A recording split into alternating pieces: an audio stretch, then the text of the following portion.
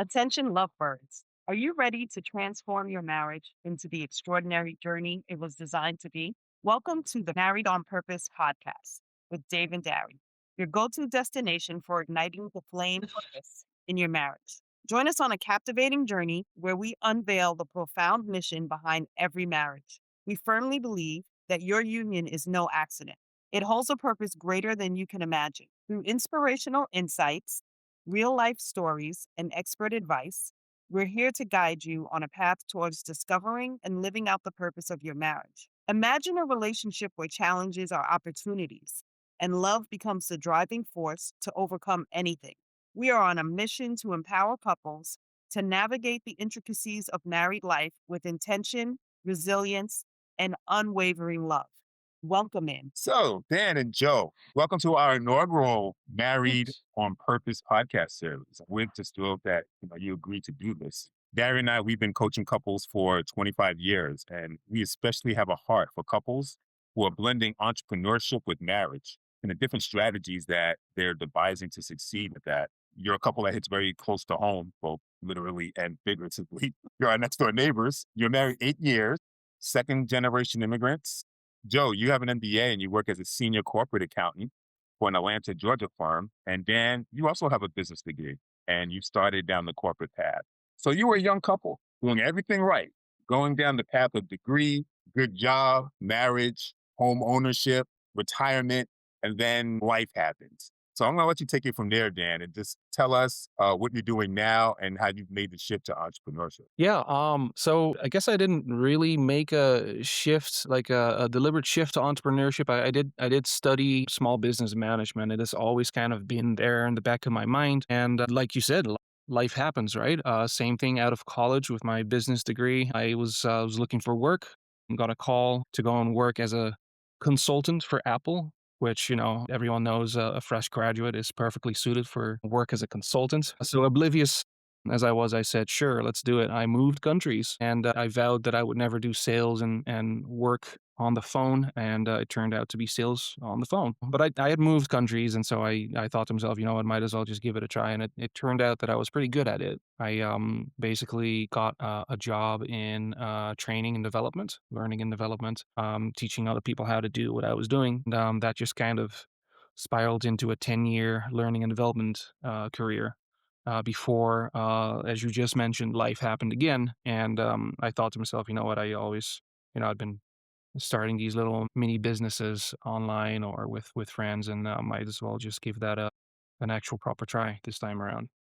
That's where we are now. Where are you from originally? I'm from the Netherlands, and I'm actually a first generation. I moved to the U.S. in 2019. So is all your family back in the Netherlands? Yep, everyone's back in the Netherlands. I did move to the UK 5 years prior to moving to the US. So well, UK or Ireland, depending on who you ask. It was Northern Ireland, and so I did always kind of move around a little bit. I'm comfortable not at quote unquote home. Joe, can you tell us a little bit more about yourself and your background? Well, I moved here in 2004, I believe. Is it 2004? Yeah, I've been here for like more than 10, 15 years. And I earned my bachelor, my MBA in the States. And then that's how I ended up in the States, staying in the States and found a pretty good career, I would say. And then met Danny around like when I was doing my MBA. And then we decided to, like stay together and start a life in the States. I tried to go to Europe and then try to experience the life over there, but ended up still thinking that maybe the States better for us. It was too cold and too rainy. Yeah, it's too rainy over there in UK. But yeah, and then that's how we ended up here. And Joe, where did you immigrate from originally? I'm actually from Malaysia. Yeah. So before we get into the whole business side of things, I just want to talk about marriage, because that's what we do as coaches. How was marriage just in general? And we must consider you both so young couple married. It's only been a couple of years, 8 years. How's marriage kind of met your expectations? What surprised you the most? I feel like when you say young couple, I feel like we are more like old couples. No, we're the young couples. I mean, like when we met, We after marriage, I don't feel any changes though. It's just the same, like how we, like treat each other. Yeah, it's I wouldn't say that it has been a massive change in how we live together or how we do things together. I think that we married relatively late in life. It's been since we married in 2018. We had been dating since 2010, I want to say. So it's been a while. But like I said, we married pretty late. I think we were both at a stage in our lives where I don't think it would impact, the way we do things all that much. It was a very logical transition. The marriage wasn't a huge celebration either. It was just kind of, Just family. yeah, close knit. Beautiful.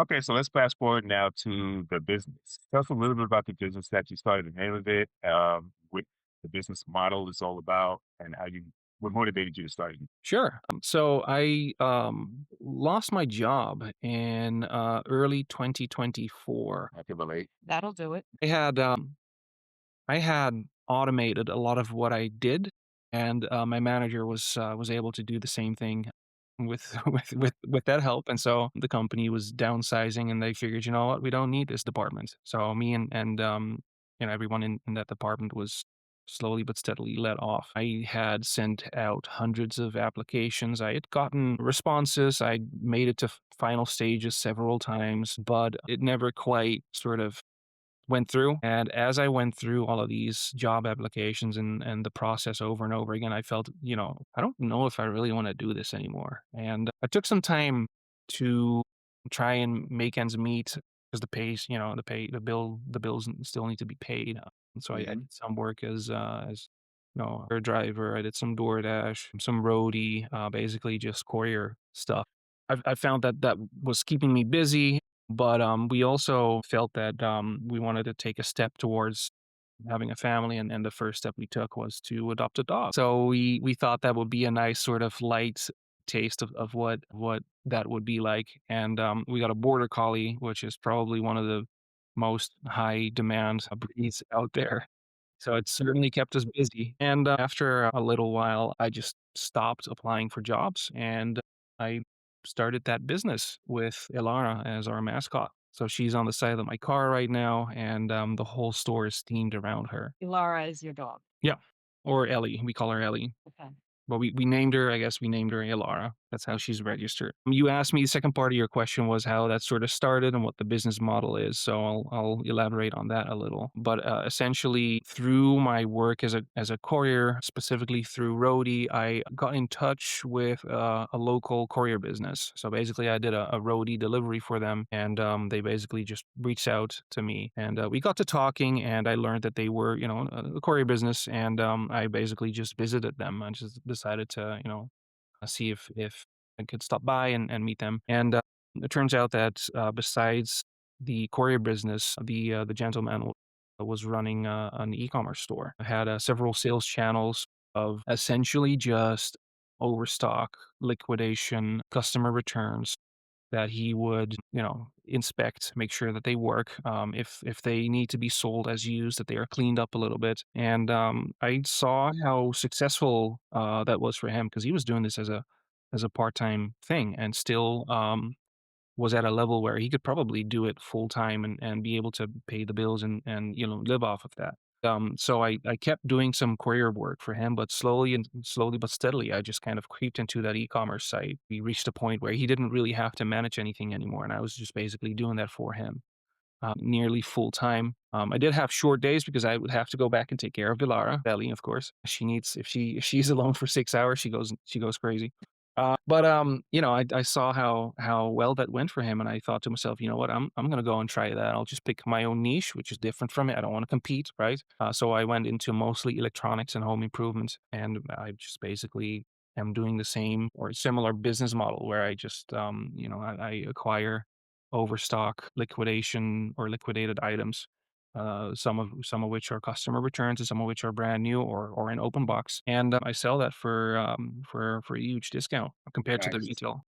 Nice. My whole business model is around undercutting whoever's cheapest. My overhead is really low, so I have the flexibility to do that. All right. So, Joe, I want to hear your initial thoughts. So, your husband decided to start this business journey, being an accountant, and you're in that corporate world still. What were your initial thoughts when this whole enterprise came about? I think you were skeptical a little at A first, right? little at first, like hesitant because like starting, like a new business from scratch, to me personally, I think there's a lot of like unknown risk. So at first I was pretty hesitant, but then slowly I can see that he enjoyed doing this. And I Yeah. know he has a degree of entrepreneurship and I'm sure he knows what he's doing. Of course, he would ask me about something related to accounting, like how to record his sales and stuff like that. I would just maybe just provide some input and help him a little bit, but not as much, I believe. But yeah, I mean, as of now, I think he's doing good, like pretty steady. It's going. It's It's going. going, I would say well, going well. Yeah, it's Yeah, going. It's going. slowly. So, Yeah. Joe, how would you describe your involvement in the business? Day in, day out. What Moral support. support? You guys went the perfect power couple for this because Dan knows how to run a business, and Joe, you know how to hide the money. No, I'm just kidding. I'm kidding. I'm kidding. Yeah, I If wouldn't say a lot of involvement personally, like myself, but yeah, probably moral support. if only she was a tax accountant, that would be nice. Yeah, it sure would be. Yeah, and you can't discount that moral support, right? That the spouse provides because it's so important when you're venturing into a non-traditional route with the family that the spouse is there to kind of undergird you, even if you have doubts or some reservations about what's going on, just to be able to give that encouragement, right? In the face of some of the issues, the challenges that are going to come up running a business. Underrated. You Mm. need that sort of affirmation, or sometimes you just need to hear, you know, well done, looks good. Yeah. So describe what's your daily routine like now, and how does it compare to when you were both working the traditional 9 to 5? What's a day in your life? It starts and ends with Elara because when we get up in the morning to let her out, she needs lots and lots of activity. Hmm. How has it changed compared to the way we when I was still working in a corporate job as well? Has it really changed all that much? We try to Maybe more stick. work hour for you, Yeah, working more hours. more more hours for Yeah. me. Obviously, I'm at a warehouse, and then when I get home, I'm in the garage. It's always on. But yeah, apart from that, I think Pilaris impacted our life as much as the business has. A lot less free time, I think, is a common. Yes. We take this is important, I guess. We make sure that we keep time for dinner together, watch a show together, take a little bit of time to make sure that we're still a family, that we don't run parallel but not together.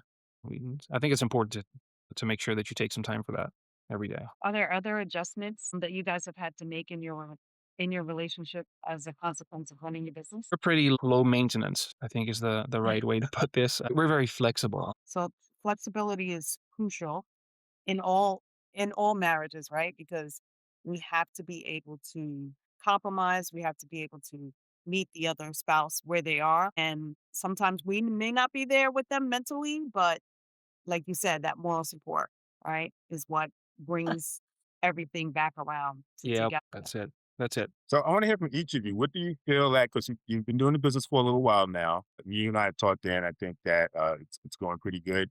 However, what's next for the business, and what do you feel? What kind of skill sets are you going to need to build, just to have in order to bring that business to the next level? Have you thought about that? I have. The person that kind of got me into this, he still has that eBay store, and there's been some talk about potentially acquiring that side of the business. I've also started working with a buddy of mine who I'm shipping pallets to so that they can actually help me list these items and inspect them and put them up for sale online. Hmm. So I'm looking to scale it in a similar fashion. I'm not entirely sure whether I want to go the acquisition route yet because it is kind of a shift.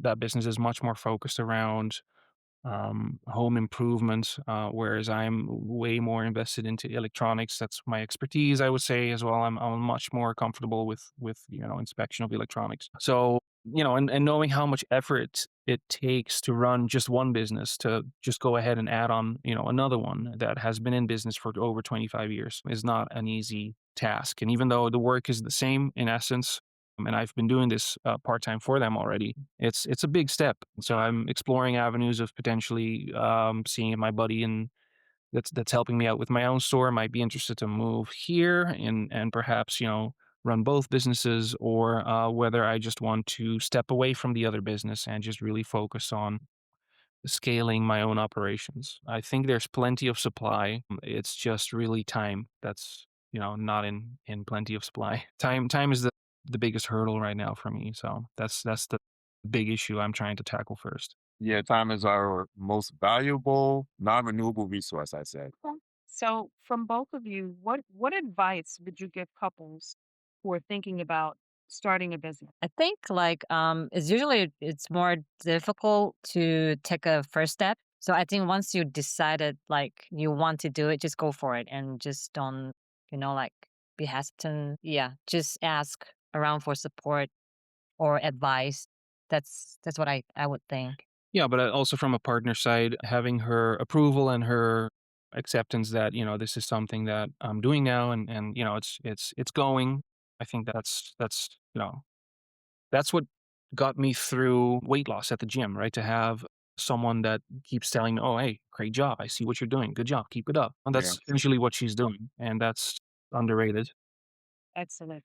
Yeah, when we coach couples, we usually give them a project to do together. And it's exactly for that reason, so that they're not only accountability for each other, but support at the same time. And Yeah, sometimes that's it's what we need to keep going. yeah, that's absolutely what motivates you to keep it up, right? To keep going. So if a couple came to you and said, "Hey, I don't know if we're ready for this entrepreneur thing. I like what you're doing, but for us to get into business ourselves, oh my gosh, the time commitment. We'd have to spend so much time on the business. Will the Yeah. marriage survive?" How would you be able to help a couple tell if they're game to gauge themselves as a couple if they're ready for entrepreneurship? It's not easy. We were sort of uniquely positioned where we could make that step because the first thing you need is time. Obviously, well, if you're not employed, you have a lot of time. The second thing that you need is to be in a position where one of you is still earning, right? Because the bills won't go away. Tax still needs to be paid, right? So we were positioned in a sense that Jo still had her job and she was still able to catch what I wasn't able to supplement after losing my job. But something that's also incredibly important, I think, is if not an educational background, a real aptitude to sort of understand how you approach starting a business, making sure that you're having fun, that you are enjoying yourself, because that makes it a lot easier to stick to it. But what also helps is the fact that I just kind of by sheer luck got into touch with someone who'd been running a store for 25 years and could tell me exactly where to source from. Because from a business perspective, if you're looking for advice, even with an educational background on how to run a business, I did not know where to source my items in an affordable manner. That was the only piece of the puzzle that had been missing for me. I started businesses before. I ran an online esports community of over 1,000 members where we were running tournaments, streaming, broadcasting these live with over $1,000 worth in prize money, which is it's just a small little community. But that's still nothing at the scale of I can make living off of this. So it's a number of different pieces of a puzzle that need to, fall into the right place all at the same time. And you have limited control over, putting these pieces together, but you still need to have some of these essential pillars, like someone who can tell you, okay, so this is where you go and get your stuff, and someone who is financially stable, who can make sure that you don't go under in the process, right? And then, of course, an aptitude or an education or maybe both to sort of understand, okay, this is how I can make my store and customer experience with my shop unique or different or at the very least satisfactory. That's excellent. You mentioned quite a few things there. So, number one, you need a balance, right? If someone's going to step out, you need someone else that's going to have that steady income so that the family can stay afloat.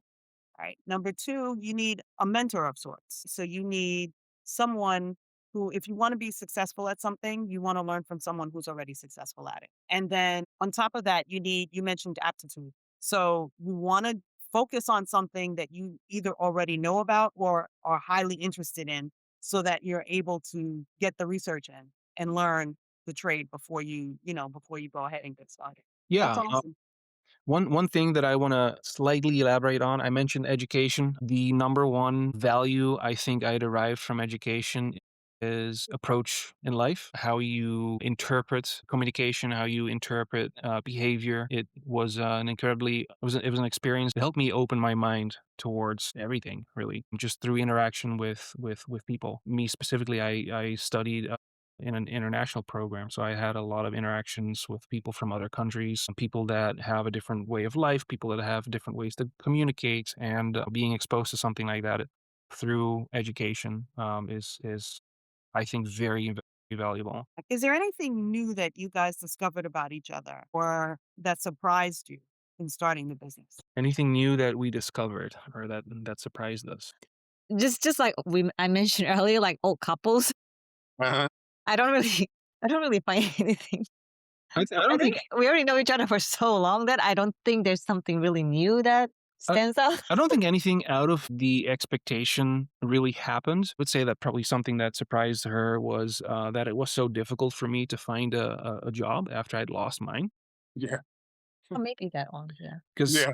It's she the job market. Yeah, well, that and That's sort of, yeah, it was kind of a niche sort of thing that I did that and is still being impacted by developments in AI and machine learning, even though it didn't necessarily, originate in that industry. But, I mean, she saw me have these interviews with recruiters. She saw me go on local on-site interviews, feeding back about how I felt things went. But, when we first moved to Atlanta, I think it took me maybe a month or so to find a job in Atlanta after we started looking here. So, and even before that, I don't think it really took that long working in the UK and then transitioning into a job that was remote but based in the US. That happened while I was on annual leave.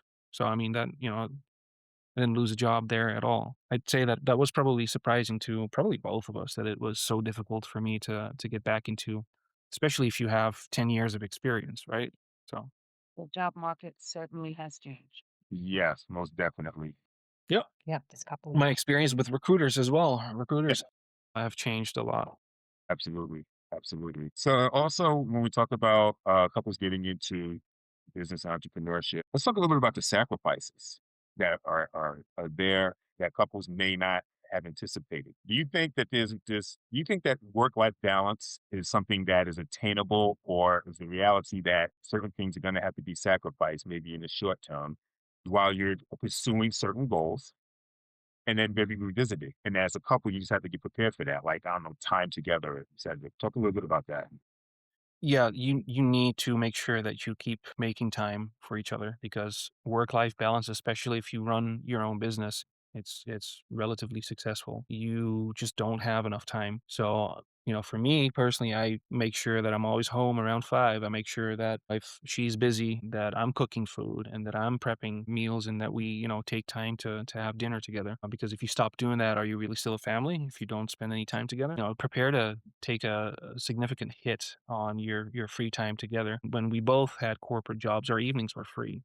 So we watch a movie, play a game, we just Go spend time. out. Yeah, we go out, spend time together. Now we very deliberately need to make sure that we do that because if you don't, you will lose that. It becomes normal that you just don't take time for that anymore. I like what you said deliberately. I use the word intentional. Do you Yep. think that you value your time together more now that it's so much more constrained? I personally do. I personally do. I always liked going out for dinner, but I do even more so now, especially because half the time we bring Ellie, we bring Elara, deliberately looking for places that allow Pet friendly. pet friendly places. But that's part of the time that we spend together. After dinner, we might go and grab a drink somewhere on an outdoor patio. Maybe not today; it's kind of cold. Pet friendly patio. We found a couple of places nearby that are pet friendly. Also, we'll make sure that we spend time together in that way as well. Excellent, excellent. Before we wrap up, you mentioned when you talk about your business model, you mentioned that you focus on an online store, and mostly electronics. Can you tell us a little bit more? And what are we looking for? Who's your customer? Okay, so essentially anything you might find at your local large hardware store chain in terms of electronics like cameras, doorbells, but also consumer electronics like headsets, keyboards, anything honestly that you could think of. I think I'm uniquely positioned in the sense that I have almost no overhead costs, which basically means that the supply that I have can be significantly discounted. Like I mentioned, my current strategy is literally just find out whatever is cheapest and undercut that because I have limited supply for most of my items.